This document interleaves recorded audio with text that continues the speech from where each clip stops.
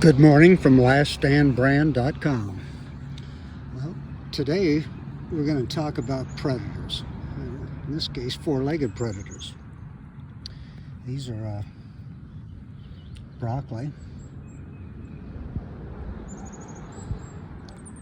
that have been chewed pretty badly by the rabbits. No mistake in that. No bug could take off those bracts like that. And you see they're under a lot of distress. The brown paste you see on those leaves is my personal invention. It's dried, smoked, hot peppers that are used as a rabbit bane. The rabbits really don't like to walk on this. They don't really like to smell it.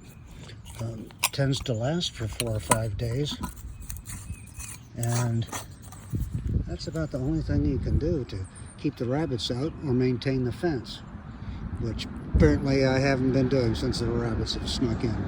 Well, there you go. That's the rabbit treatment. Now, let me show you how it sprinkles.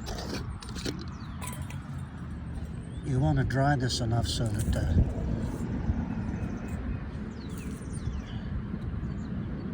you can sprinkle it over the plant like this. Oh, and don't lick your fingers. Well, good luck with your rabbits from laststandbrand.com.